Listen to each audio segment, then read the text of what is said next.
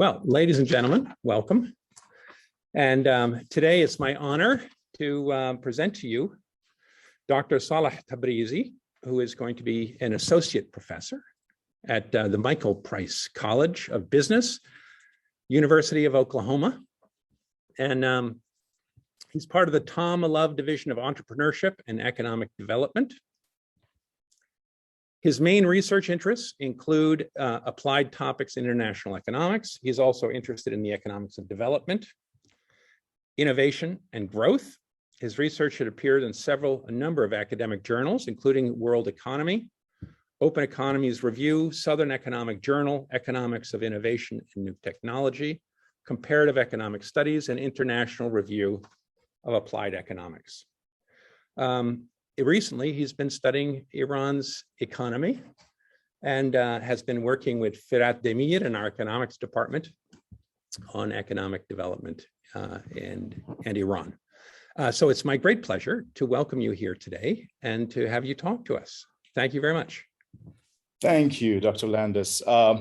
First off, to those of you who are here, I asked permission to take off my mask since we have this social distance, and I want everyone on the webinar to know that we are sitting in a socially distanced manner, and we are very careful of having masks and such on at our campus.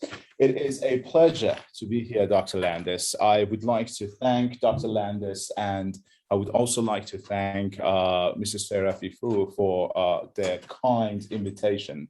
I'm also grateful to those of you who participated in this meeting.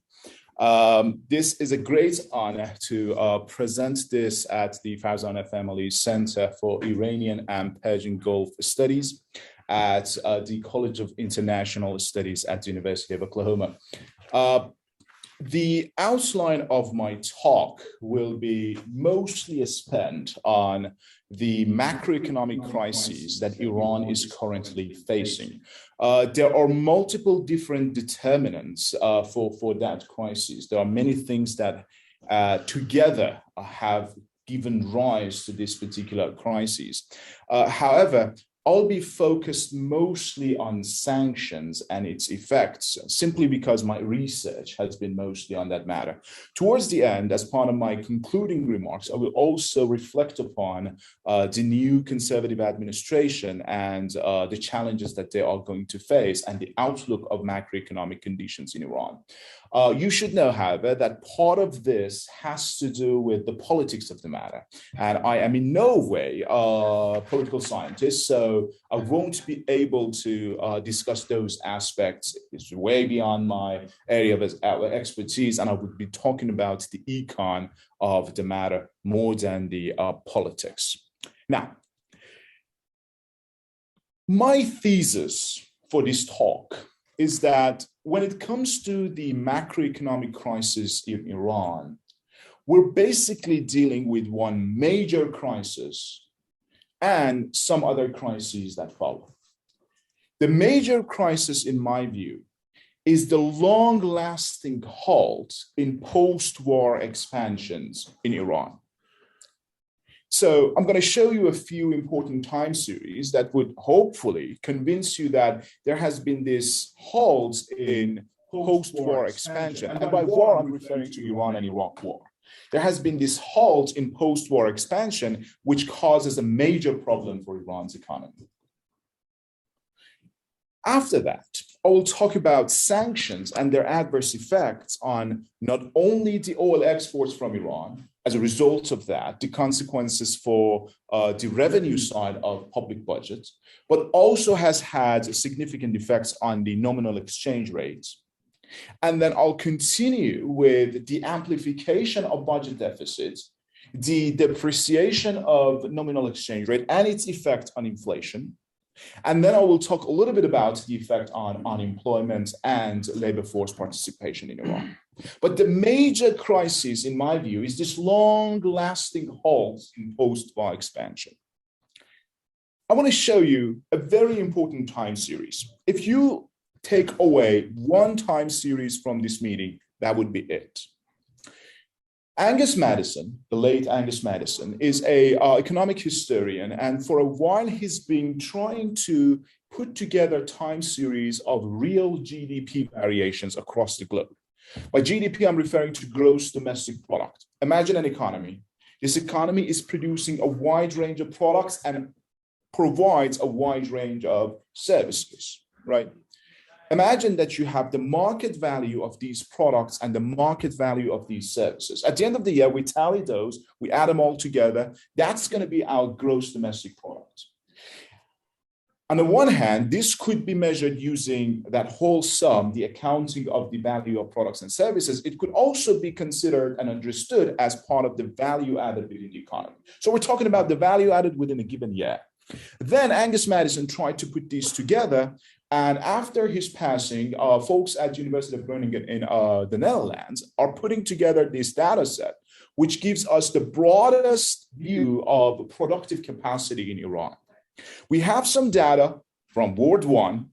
We have some data from developing nations, and Iran is included within the developing nation set. I begin the data from 1953, slightly before that, 1950, but the important thing begins as of 1953. That's the coup against Mossadegh, and Mohammad Reza Shah Pahlavi takes over, and we have the expansion in productive activities during his time. Keep in mind that the figures that you see here are in 2011 dollars, so these are in real terms, and they are per capita, meaning that we take the GDP and we divide it by the population. We have this expansion during Mohammad Reza Shah Pahlavi, but until 1975-ish. And then after that, we have the decline, which continues throughout the revolution and the war. After that, Iran's economy starts picking up. And by about 2003, we actually get to the peak of where we were before the revolution. And that post-war expansion continues. We have this trend of post-war expansion that would be during Hashemi Rafsanjani's administration, Khatami's administration, and the first administration of Ahmadinejad up until the first half of his second administration, until 2011. That's when sanctions are fully intensified and we have these multilateral sanctions. From there, you can easily see that Iran's economy deviates from its post-war expansion. Now, the data here goes until 2018 because they are very careful with all of these cross-country comparisons. The last observations that we have is for 2018 in Iran, and we got to await for further observations. Now, what is here is a clear picture of productive capacity in Iran. And you can see that deviation that, in my view, is the most important crisis that Iran is faced with. I want to bring in more up-to-date data. And through this more up-to-date data, I want to give you guys a sense of Iran's economy, because many of you may never have been to Iran, may have no idea about Iran's economy. So it would be beneficial to give you guys some ideas of what Iran's economy looks like. Think about South Africa. Think about Brazil. On per capita basis, Iran's economy is between these two economies. It's been actually varying between these two. And I think if you want to get a sense of Iran's economy per hat, the best countries to consider would be South Africa and Brazil. Now, considering the fact that we're talking about the Middle East, I would like to bring in a few comparison countries. In the south of these times, you have Egypt. This is per capita, purchasing power parity, gross domestic product. Then you have Iran, then you have Turkey, and then you have Saudi Arabia way on the north. These are per capita figures, and you can easily see the differences between them. Through these two time series, I hope that you have a sense of where Iran stands within the productive capacity of the world. And considering that, I would like to bring in some aggregate figures. The aggregate figures for the PPP GDP for Turkey is $2.4 trillion. For Saudi Arabia, that is $1.5 trillion. For Egypt, that is $1.2 trillion. And for Iran, that is $1 trillion. If you look into other GDP measures, it's going to be less than this, because this one adjusts for purchasing power parity, which is a whole other story that we can talk about in another meeting. But The idea is that when you have these cross-country comparisons, you better rely on PPP measures. And if you do that, Iran's economy is going to be a $1 trillion economy in 2020. The US, in the same year, in the same measure, has $20 trillion worth of GDP. In that sense, per a dollar worth of value added in US economy, Iran managed to produce 5 cents of GDP. If you want to compare it to China and the European Union as a whole, it's going to be almost same comparison. Together, the United States, China, and the European Union produce about half of the value added in the world. So, and they have almost similar shares. And China has taken over the US over the last few years, but in general, they have similar shares. And if you consider them, per $1 of value added produced by a global power, Iran produces 5 cents of value added. That, I believe, should give you guys an idea about Iran's standing within the global economy, a topic that I am keenly interested in. Now, as of 2011, Iran has deviated away from the post-war expansions, implying that it's losing its productive capacity and its place in the world. To show you this, I have adjusted output of Iran, Turkey, Saudi Arabia, and Egypt to 100, an index in 2011. The moment that sanctions are intensified, you can see a deviation from the trend that Iran has as opposed to Saudi Arabia, as opposed to Egypt, and as opposed to Turkey. That shows that Iran is losing its place, not only in the world, but also within the area when we compare it to its peers. Losing that place after 2011 has significant consequences for Iran when it comes to diplomacy. That is something that is way out of my expertise, but more important to me and my colleagues is the productive capacity of Iran in different sectors. Now, I would refer to a few very recent studies. And before I refer to these, I have to mention that these studies are not yet fully peer-reviewed. Some of them have been peer-reviewed to some extent, but these are most recent figures that I wanted to bring in. Hashem Pesaran, who is an economist at University of Southern California and Cambridge, along with one of his PhD students, have put together a new report which was published in July. In their view, sanctions have cost about 2% growth rate for Iran's GDP when you look at post-war Iran. To give you an idea, Iran would have been able to grow at a 5% rate, something like Indonesia and South Korea. However, because of sanctions, it had realized an export rate of about 3%. To give you an idea of how much it matters, it takes a country 15 years to double in size if it grows by 5% per year. Same country would grow and become double in size if it grows at 3% per year. So a decade being behind what could have happened. This is a significant cost. And that's why I'm calling this the greatest economic crisis that Iran is facing now. Deviating from the post-war expansion has significant cost for Iran's economy. And a good deal of it is happening after 2011. Now, what have sanctions done? First, they have limited Iran's ability to export oil. They have done a lot of other things, but I have a thesis here, so I'm following that narrative. They have limited Iran's ability to export oil. As a result of that, you can see that when sanctions intensify, the quantity of oil exports in Iran dramatically goes down. This is from a working paper that my good colleague Fuad Demir and I have been working on. It's partially peer-reviewed. Now we're working on the revisions of that. So the time period is a bit limited for that particular research for reasons that go beyond the scope of this talk. But you can easily see that when the bar chart, those are the measures of economic sanctions, when they increase, the amount of quantity of oil exports in Iran decline. Now, Laudati and Pesaran actually have a larger window of time given the research. And you can see the same thing in their research. Again, the bars show the intensity of sanctions and the connected dots show the quantity of exports of oil. And if you look into the value, except for that significant jump in price of oil, after that correction, you again see the significant decline in Iran's exports revenue from oil. What is the consequence of all of these changes? The consequence is that Iran's public deficit will increase because a good deal of revenues will be relying on those exports. In particular, if you want to get a sense of Iran's budget in a very simplified fashion, it has two sources of revenue.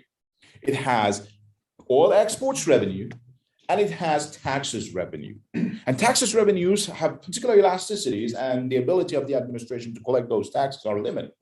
So the moment that they sustain this hit in exports of oil, their budget deficit is going to significantly increase. Here, in another research that I'm doing with Yashar Tarverdi, we're actually looking at the involvement of this budget deficit when sanctions are amplified. And you can see the same pattern. Oil exports have gone down and budget deficit had increased. Now, keep that in mind, put a pin on it. I'm going to come back to the implications of the increase in budget deficit. Another thing that we observe is the effect of sanctions on nominal exchange rates and on real exchange rates. It's actually a puzzling pattern that I want to show you. This is something that the media talks about all the time. This is the devaluation of nominal exchange rates in Iran. I started from this time series, it starts from January 1st, 2013, and it goes up until September 12th, so a few days ago. And you can actually see the significant amount of depreciation in nominal exchange rate. You have the JPOA implementation, JCPOA implementation, in that window of fairly calm market. Then you have President Trump in the US denying recertification of the JCPOA, then walking out of it, and then the whole shenanigan of exchange rate depreciation begins in Iran. Now, you may think that Iran's currency has lost its value. Quite the contrary. It actually has gained in value. This is a snippet of effective real exchange rates that is produced by the IMF. This is a very long series. I picked up the time series that is matching the previous time series. You can actually see that because of the presence of inflation, despite the fact that exchange rate has depreciated dramatically, Iran's currency has depreciated dramatically, inflation has been so high that at the end of the day, Iran's currency has actually appreciated. This is actually a very classic case of what inflation does to open economy stuff. So this is a classroom sort of example that I can take to the students in international finance. The look of nominal exchange rate adjustments shows that Iran's currency has depreciated significantly. In practice, it has actually appreciated because of the high amount of inflation, right? Now, there's also another reason for those of you who are interested in the economics of the matter. The rigidities in foreign exchange market also affects that. So the market hasn't been able to adjust for that, but that goes beyond the scope of this talk. Now, we had put a pin on budget deficit. Now I'll put a pin on exchange rate depreciation. I want to take these two, and I would like to hypothesize the fact that these two together have significantly contributed to the rise of inflation in Iran. Together, the great budget deficit and the great depreciation in nominal exchange rate have contributed to inflationary pressures in Iran. You got to know that this is possible in an environment when monetary policy is passive and accommodating for high inflation. And that also is the case for Iran. It has always been the case, but now it is also the case. So with that, let me bring in two hypotheses. The first one is by Laudati and Pissaran, and they actually pick up on the effect of nominal exchange rates on inflation. The other one is by Yashar Tarverdi and I, and we look into the effect of the budget deficit in the presence of accommodating monetary policy by accommodating for inflation. And together we believe that there is significant effect on sanctions. Laudati and Pissaran have a more conclusive result. Yashar and I have some preliminary results, and we're still working on. So these studies are at different stages now. Now, let me show you something. I brought it back something that resembles the behavior of that deficit story and sanctions. Here I have the consumer price index. Think of it this way. We pick up a basket of products and or services. We price it at the eve of revolution. That would be 1979. We price that. We continue pricing the same basket throughout time. And that basket was about a cent or so on the eve of the revolution. That basket today is going to be costing us about $1.50. It was about 1 cent on the eve of the revolution. Now it is $1.50. Now you may say, well, this is just general inflation. Sanctions have nothing to do with that. Well, this is the CPI, the Consumer Price Index. The slope of CPI, in a sense, would be your measure for inflation. Let me bring those slopes. As you can see, inflation picks up when sanctions are more and more intensified. This is what Laudati and Pasaran find. This is what Yashar and I have found so far. The mechanisms are a bit different, but ultimately you see that sanctions have this significant effect on inflation. In fact, as I said, Pasaran's work and his graduate students' work are more advanced compared to where our work is right now. So let me bring in a few things from their work. These are going to look like fancy graphs, and not. They just say, the first one says, when you have greater amounts of sanctions, you have that nominal exchange rate depreciation, followed by a long-lasting effect on inflation, followed by a long-lasting effect on output. By the way, there is this other effect from exchange rate on inflation, which is also significant and important in their study. But the idea is that sanctions are affecting nominal exchange rates, inflation, and outputs. And we bring to that picture the importance of budget deficit as well, something that we are still working on. But together, sanctions have this significant effect on inflation, and I wanted to highlight that. There's also an effect on employment. Now, I would like to begin with Laudati and Pasaran's study one more time. They actually do something that might be of interest for you guys. Imagine a set of countries in Middle East and North Africa region. We call it MENA in our analysis. Pick up a basket of those countries that resemble Iran's economy, right? Sanctions have caused employment in Iran to decline by 1% more than any other decline in those countries. So if you have a decline in all of those outputs, sanction actually causes an extra amount of decline in in employment, right? Javad Nusratabadi, who is currently visiting University of Pittsburgh, also has this very interesting paper where he looks into industry level variations and shows that those industries that are not as productive, they are actually suffering through this dramatic. Those are firms and industries that are serving the domestic market. So employment is being lost there. Right here, I have to tell you that there is this significant effect from COVID that I'm not discussing at all here. This significant impact goes beyond manufacturing and goes through services sector. I'm not discussing that here. I have no good research on that myself, and I shouldn't talk about something that I haven't actually done research on, right? So here I'm trying to represent what I have done, and I haven't done anything on COVID, but there is a significant effect on services sector. But what Nusratabadi finds is that this effect is there for industries that are less productive and most of the domestic market. Now, in their work, Laudati and Pasaran talk about the effect of sanctions on female labor force participation. Apparently, sanctions affect the supply incentives of female labor force in Iran in an adverse fashion. This is quite interesting because my good colleague Fuad Demir and I have been working on this within manufacturing industry, not on the supply end, but on the demand end, well, the equilibrium end, basically, the demand and supply end. We've been working on the employment effect. What we observe is that sanctions have led to lower employment growth in manufacturing industries in Iran. We have access to about 100 industries in Iran. We observed their employment figures.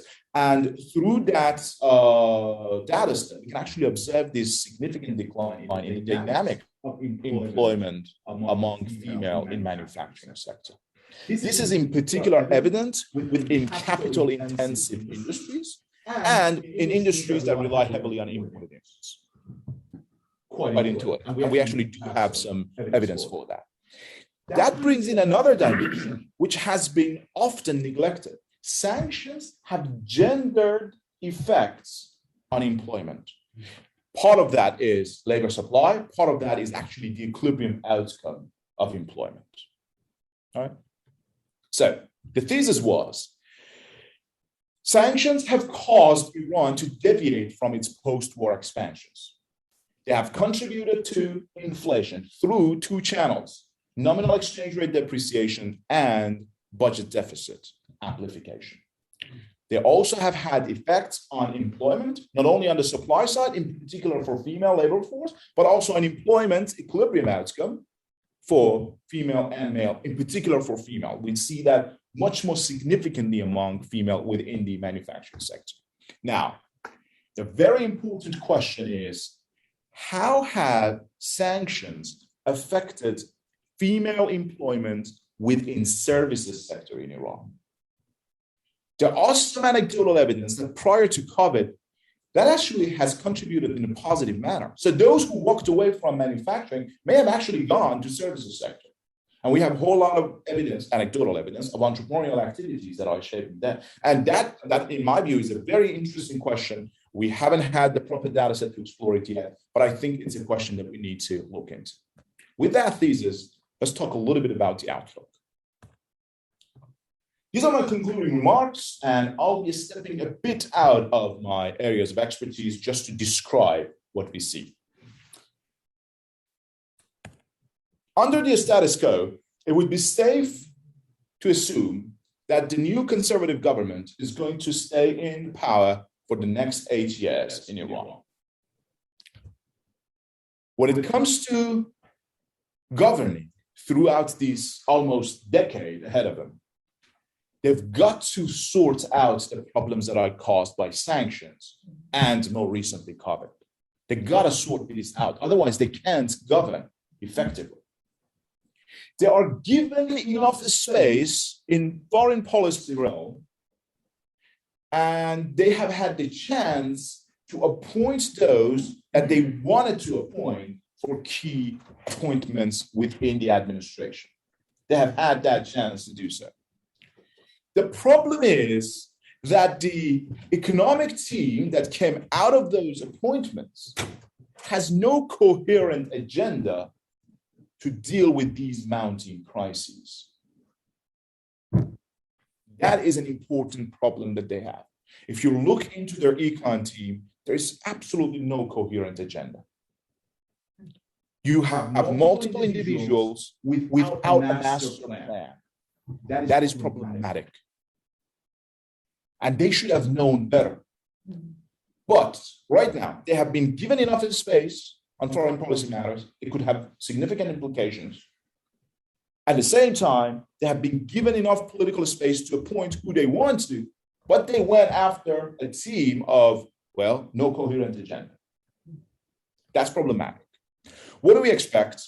The IMF put together a new projection of, I believe this came out in late July. So this projection came out recently, where they suggest that Iran's economy is going to grow at a rate between 2 and 2.5% in 2021 and 2022.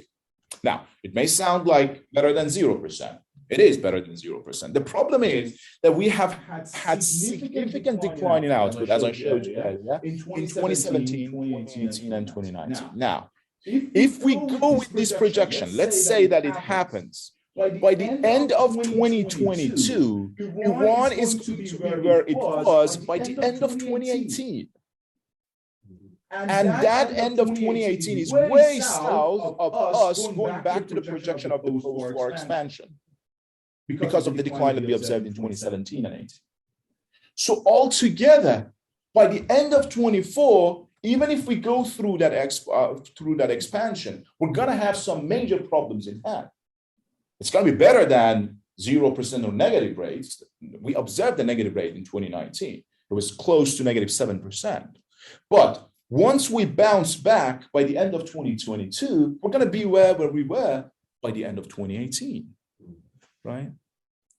And this is going to be generating a whole lot of problems for the new conservative administration in Iran.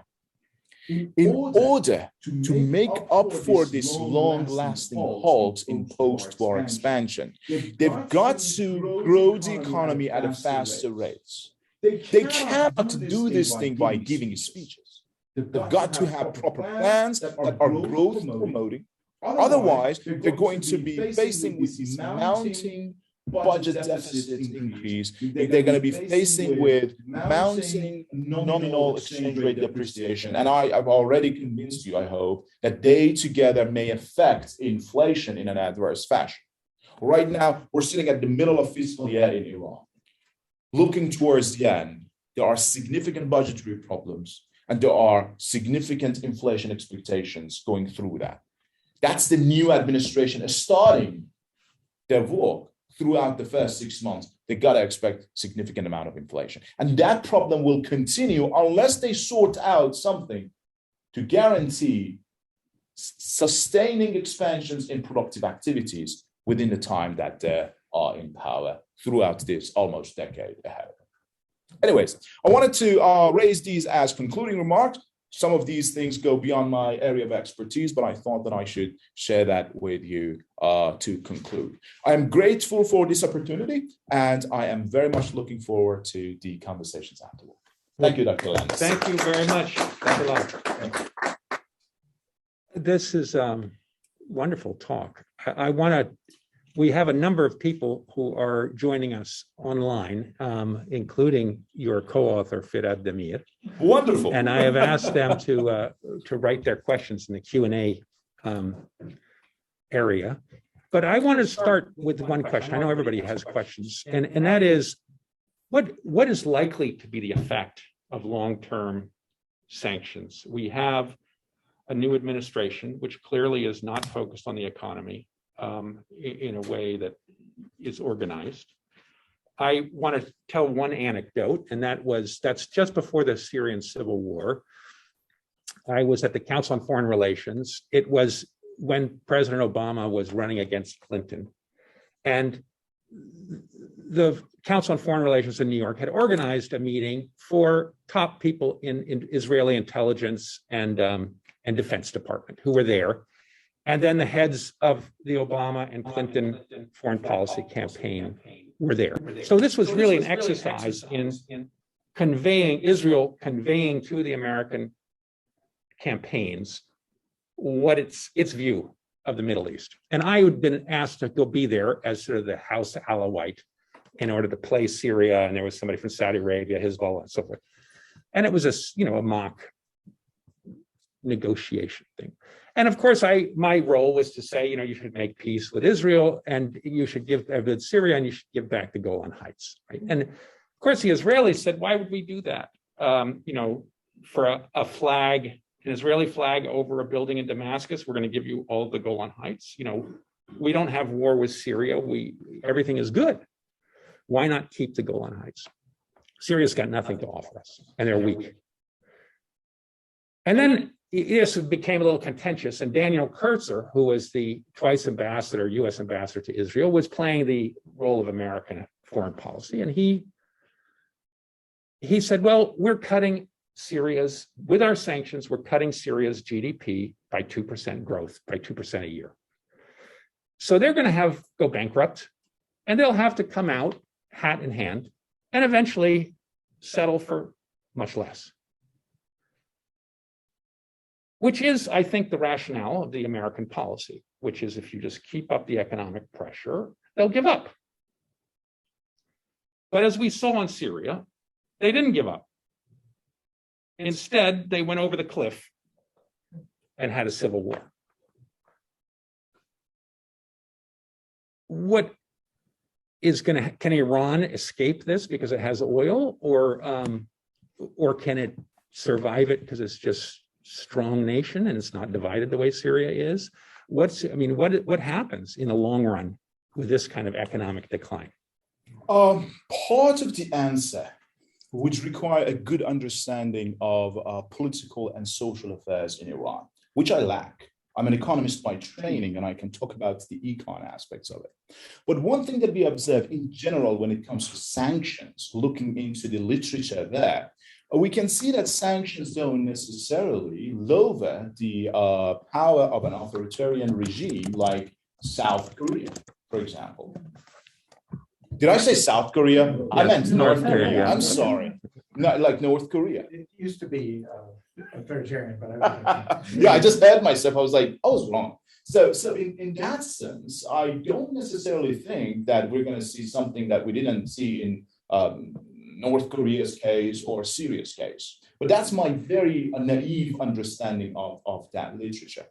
What happens on the economic aspects are of significance.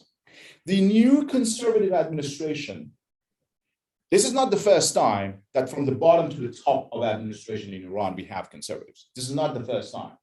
But this is the least heterogeneous group. This is the most homogeneous group, and they want to govern.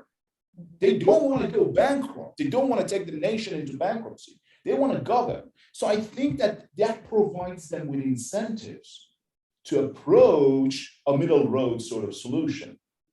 Otherwise, they're going to have some crisis in their hand. That doesn't necessarily mean that they are going to lose their grip over power. Again, I don't know, but that doesn't necessarily imply that they're going to lose their grip over power. But they're going to be weakened. They want a prosperous nation, and they want to be those that lead that prosperous nation. And I think they have to get their stuff together, sort it out, have a coherent agenda to get out of that. That does not necessarily address your question in full, but I tried to put together some stuff from my own expertise on econ to bring that in, because sanctions have had very important and long-lasting adverse effects on Iran's economy, and they cannot carry on like this unless they have desires to run a bankrupt nation. Which somebody may argue that, yeah, they want to go after a bankrupt nation, and it's easier to run a bankrupt nation. I don't know. That goes beyond my expertise. But my understanding from the economic analysis is that they want a prosperous nation, and they got to do something about it now because it's already way too late. Right. Thank you. Firat Demir, before I jump in with our audience here, Firat Demir writes on our question, what will be the likely economic effects of a large refugee inflow from Afghanistan to Iran? Also, how does it affect the average wage? Can it help with a recovery, at least for the industrial sectors? Firat Demir always raises super interesting questions that lead to papers. So, I hope you're listening, Firat. Yeah, he is my wonderful colleague. So, let's put together a model where we have this increase in labor supply, unskilled labor force, and these are refugees from Afghanistan who go back to Iran. I have to note that they speak the same language. Many of them have already been there. Some of them have family ties. So it's going to be a pretty easy transition for them to enter. They're going to be entering a very different world now. Once they entered post-war expansion in Iran, Iran required low-wage, unskilled labor force for manufacturing, for construction, for all of these things. Now they're entering an economy which is likely to be growing at 2%. After 2 years, it's going to make up for what it was by the end of 2018. So it's going to be a problematic area for them. Now, they're not necessarily going to enjoy employment opportunities that they enjoyed earlier when they entered Iran during the post-war expansion.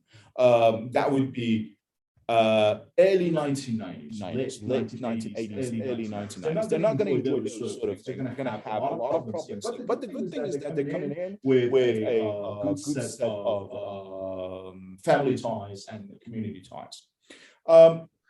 I do not necessarily see that they have significant effects on manufacturing wages or employment. But I think they are going to, that whole influx is going to amplify some of the social problems that Iran is currently facing.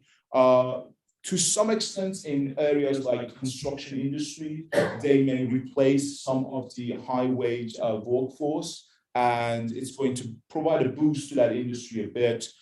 In some services industry, they may also do the same thing, but not necessarily in manufacturing. That being said, in all conversations with Furad, what ends up is, okay, so this is an interesting question. Let's go ahead and do a little bit of research. So hopefully within a few years or so, we're going to be able to look into this matter. But my propositions at this point is that not much will change within the manufacturing sector. In construction, which is typically considered in part the services sector, construction, we're going to have some effects. In some other services, we're going to have some effects. Ultimately, the effects on wages are not going to be that significant. At least that's my proposition right now, looking into it. I've got, on this topic, my sister-in-law is the head of the office for UNHCR in Mashhad right now. And she spent the last several months with the Iranian government trying to set up refugee camps along the border with Afghanistan in Iran in order to capture this wave of refugees that they all anticipated. But I spoke to her the other day, and she said they haven't seen a wave of refugees. And she said neither has Pakistan. And she says it's for two reasons. One is that the Taliban is not letting people out, it seems. And secondly, Iran and Pakistan have so many Afghan refugees that they're making it very difficult for people to get in. So we're seeing the same thing that happened in Greece. She was the head of the Athens office for UNHCR for the last 5 years. And that's exactly what Greece did, is they made it almost impossible to get to Athens. It kept them on the islands in terrible conditions and gave them phones so they'd call their relatives and say, don't come because life is miserable.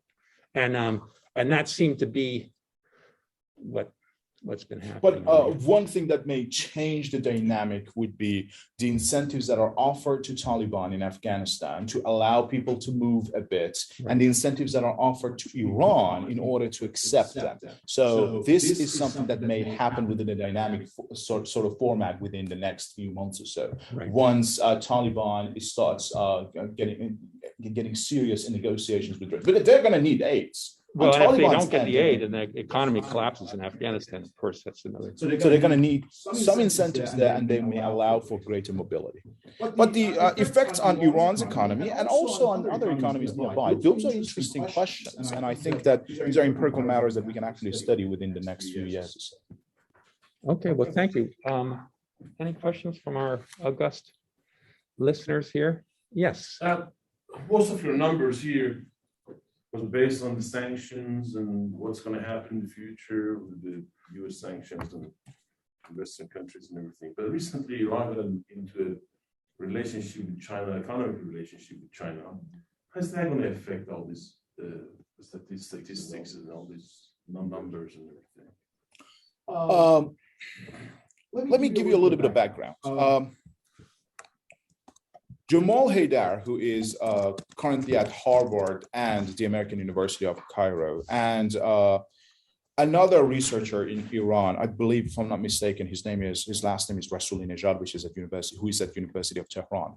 They have had two papers that look into the effect of sanctions on trade relationship between Iran and the West. And their thesis is that sanctions have forced Iran to move away from Western market and go towards Eastern markets and rely more on that. Now, this has happened over the years, and we are already within an environment where Iran feels much more comfortable engaging with the East compared to engaging with the West. Now, that may create some opportunities for foreign direct investment coming from China to Iran. Those, to some extent, could be employment boosting, could be even bringing some positive growth rate for the short run. The question that Iran has to ask itself is, am I really willing to go after a very narrow path of providing credit, providing investment, and give away the well-diversified basket that I could have. Because Iran potentially could ask for foreign direct investment coming from Europe, could ask for foreign direct investment coming from China, or a host of other countries in between. Now, they're going to say, we're going to say no to all the options in the West, and we're going to go after China. That is lowering your options within the path of a foreign direct investment. That's going to have consequences for them. It's good to have agreements with a power. Remember, China is an economic power en masse, as important as the United States and Europe. It's good to have that. But my argument would be that they would be much better off if they diversify these. So later on, they can go to European Union, they can go to not necessarily the US. US may not necessarily have a whole lot of incentives, except for energy sector. They may not have a whole lot of incentives to engage, but European Union may have that sort of investment. Now, one thing which is a bit ambiguous right now is A, the details of that agreement. Those are unknown to me. B, how the new conservative government is going to carry on with that. I think the new conservative administration has incentives to carry on with that with China. There are two outcomes. They can manage that well, or they may do what some African nations did, hoping that China is going to step in, hoping that it's going to create employment, hoping that it's going to create growth, while in practice it's just another opportunity for some Chinese firms without a whole lot of positive spillover to the domestic market. That's a problem that you're going to have with many other foreign investors. Ultimately, what you want from FDI is a transfer of know-how and some positive spillovers on the market locally. Now, if China comes in and says, not much of transfer of know-how, not much of spillover on the job market in local sense, in some African countries that has happened already, that is not necessarily going to bring in a whole lot of gains for the new conservative administration. There's another concern that I hear a lot, and I have to mention that too. There are some environmental concerns, in particular when it comes to marital resources like fish resources that Iran has in the south and in the north. There are also some environmental concerns and water resources as well. But in general, I think Iran would be better off if they diversify away, have China on one hand, have European Union on the other hand, and get foreign direct investments from these two resources and generate spillovers for the local economy. I hope I managed to add a second set. Can you tell us about the Shanghai Cooperation that Iran is an observatory they wants to be part of it? Can you give us some sense of what's happening there? Yeah, this is actually a very interesting question. So Iran is not an active member of the WTO. Trying to become, and ever since I believe 1995, it's been on the list to become a member. It has never become a member. So what Iran has been doing traditionally was to go after regional trade agreements. And this agreement may have trade implications for Iran. Is it a good step for policymakers in Iran? I'd argue that it's not. The best step would be to prepare the stage so that Iran can become an active member of WTO. That way, Iranians said that when you got 100, you also got 90. Everything else you also have. That's what Persians say. I don't know the equivalent American or Arabic expression. But by WTO, you're going to have access to the world market, a ground that everybody else has access to. Iran doesn't have access to that. So if I am advising, providing advice to any sort of policymaker in Iran, I would say get serious on WTO stuff. Prior to that, it requires to sort out a whole lot of other problems, but get serious on the WTO stuff. After that, go ahead and see what you can exploit out of these regional agreements which have some sort of trade implications. The second best, not the first best, the second best would be to activate these regional agreements with an economic power, which happens to be the case when it comes to agreements with East Asia, in particular with China. So there are some benefits from that, yet I think there are greater benefits when it comes to Iran becoming a member of WTO and engaging in trade. Again, I hope that I could address part of your question at least.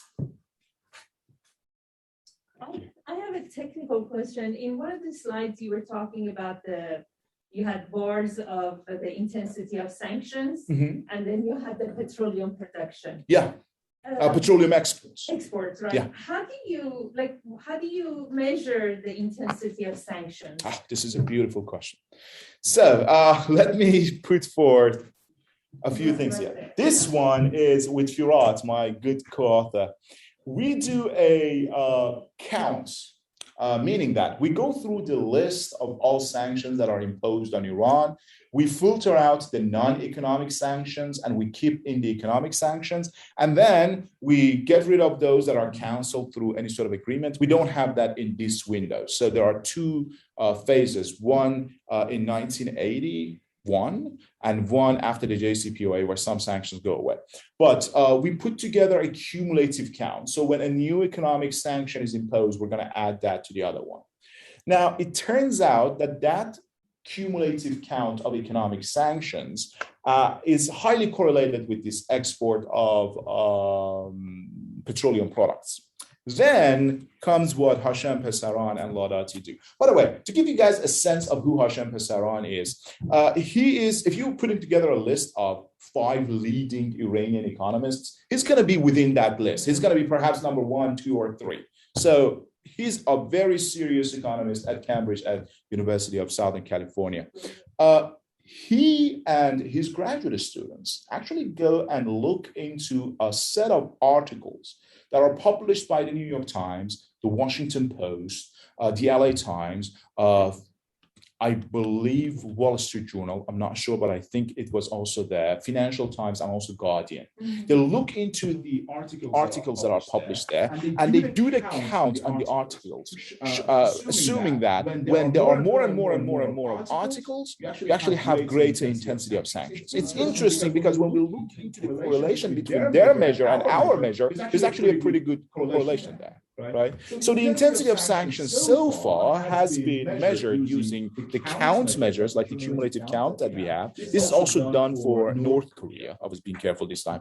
It's also done for North Korea in a paper that appeared in, I believe, Journal of Urban Economics a few years ago. And we do that for Iran as well. But what Hashem Pesaran and his co-author takes that to a next step, which is fairly correlated with what we have in our window of study. Thank you for the good question. Just anecdotal, but the lead story in the BBC yesterday was that the head of the Revolutionary Court has died from COVID. Do we know anything about vaccination rates? The last time that I was checking this from Johns Hopkins University, the vaccination rate is sitting at about 15% currently. They had a very slow start. And they apparently are picking that up. Again, that is the sign of them knowing that they cannot rule a bankrupt nation. They have understood the importance of sorting out the social situation. So the rate is sitting at about 15%. That's Johns Hopkins University. The toll on health is significant. Cumulative toll says of infection cases of north of 5 million individuals. And the official death tolls are sitting north of 115,000 individuals ever since March 2020.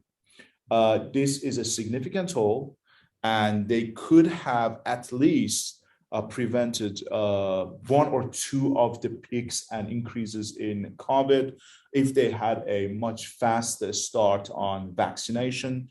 But at 15%, they are trying to increase that, and I don't know how successful they are going to be. One very interesting line of research, which is active in the United States, is active, I bet, in other MENA countries and in Iran, has to do with the effect of increase in COVID on many of the dynamic stuff in Iran. That includes what happens in the services sector, and again, on gender, the stuff that's also important, on male and female. Can I ask one last question before we wrap up? I know everybody's got to get on to their next period. Let me pan out to the political, which I know is not your specialty, but I'm sure you have opinions on it. which is, if we look at the resistance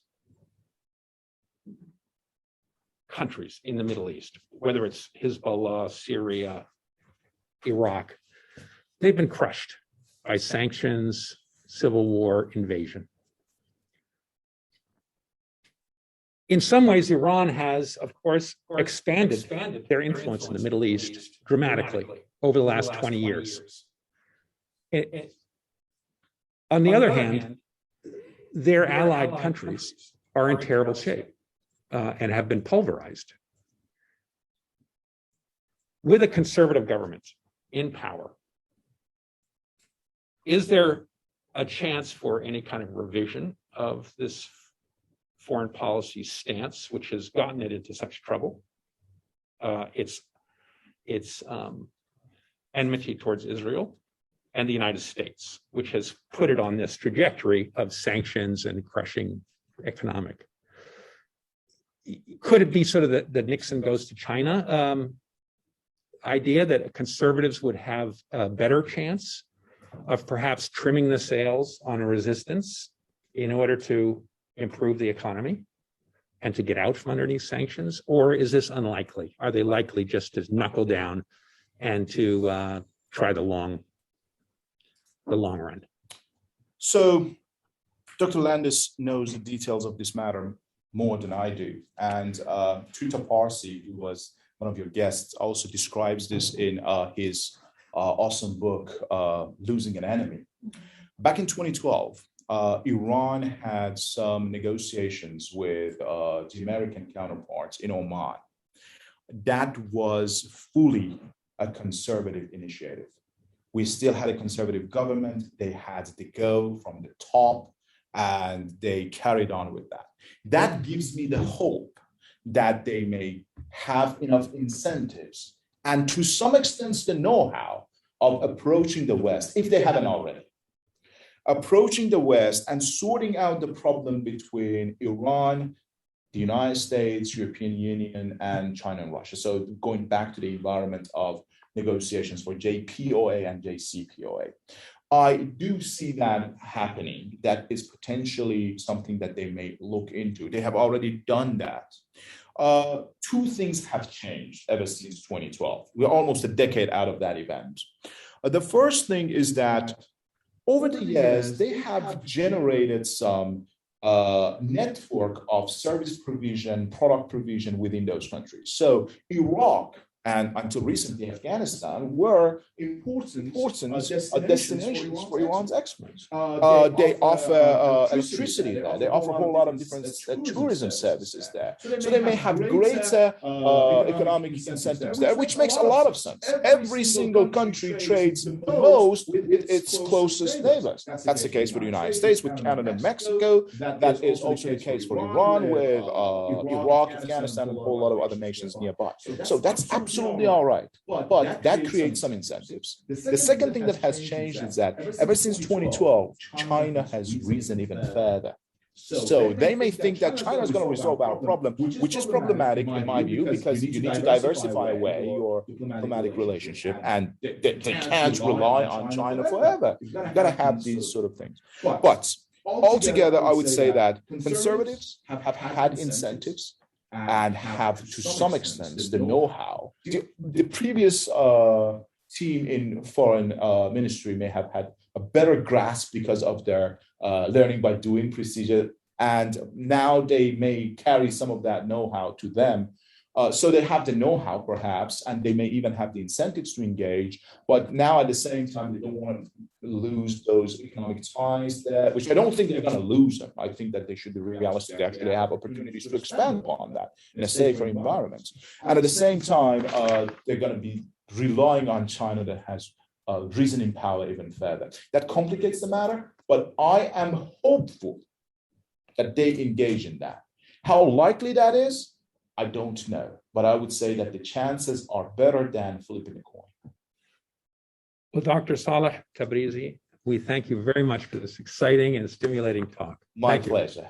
My pleasure. Thank you so very much. I appreciate the invitation. Thank you. So I'm going to put on my mask since I want to say hello.